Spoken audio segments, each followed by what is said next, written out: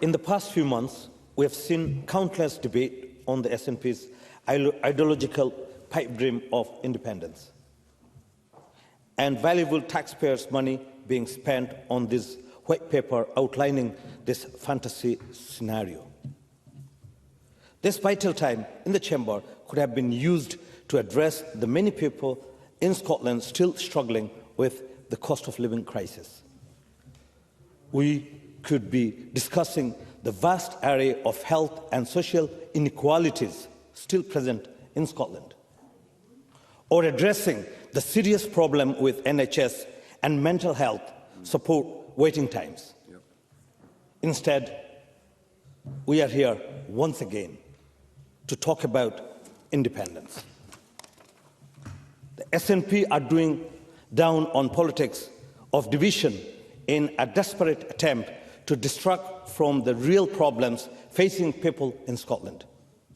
As Maurice Golden and Neil Beebe outlined, the SNP are wasting money working on myths and fantasy. Instead of hypothetical papers outlining a series of ifs, when, and maybes, the Scottish Government could be implementing politics right now that can minimise the damage caused by Brexit. Willie Rennie highlighted that the UK's withdrawal from the Erasmus programme meant the loss of opportunities for thousands of Scottish students to travel and study abroad. This opportunity was also lost to thousands of international students who would have wanted to visit and study in Scotland. If the Scottish Government are serious in their ambition to build a more vibrant, visible and connected Scottish community around the world, then they must replace the Erasmus scheme. In order to maintain good relations with the EU, the Scottish Government must commit to renewing an international student exchange programme. The Welsh Labour... let me progress. I'll come to you in a minute. I've got a lot to go through. The Welsh Labour government have already implemented the Tate scheme to replace Erasmus with funding of 65 million over 5 years. There will be an estimated 15,000 participants from Wales by the end of August 2026. The Scottish Government must implement an international educational exchange programme now to ensure Scotland stay visible and connected in terms of education. Claire. Cabinet Secretary. The best answer to being outside the Erasmus Plus scheme is to be back in it.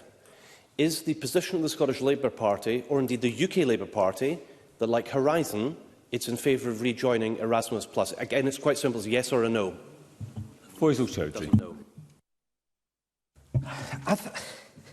I find it very difficult to understand our Cabinet Secretary or ministers. I mean, obviously, the SNP had, we are out of Brexit. I mean, we're out of Europe now. So why are we talking about the past when a lot of colleagues have mentioned that let's move forward? Why don't we, if they can do it in Wales, why can we not do it in Scotland? Why are we just talking about what we have done and how? Why should we not move forward?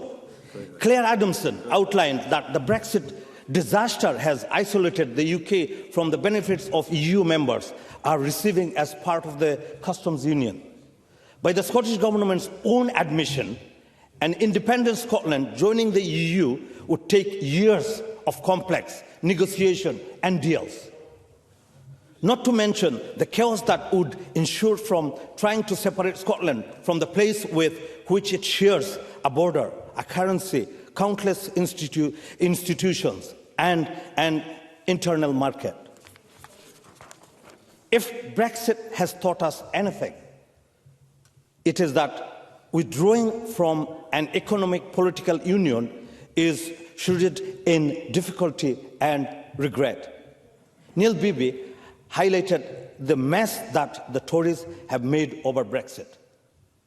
They created division and difficult relationship with our European allies and economic partners, and created a sea of chaos for business seeking to maintain trade and business in Europe.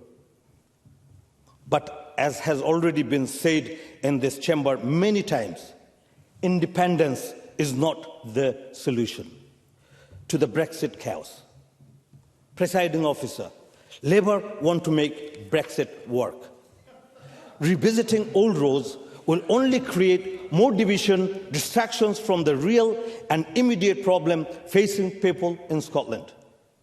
We would seek to end divisions between the UK and the EU to Brexit and rest of our relations in Europe. Labour's priority in government will be to improve our relationship with our closest neighbours, to help businesses and working people in Scotland across Britain. We would review and tear down unnecessary trade barriers and seek a new defence and security pact with the EU.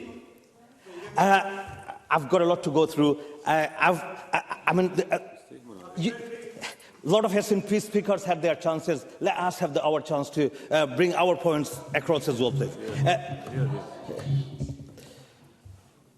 Kevin Stewart spoke about the doors that have been closed for Scottish businesses in terms of trade because of Brexit.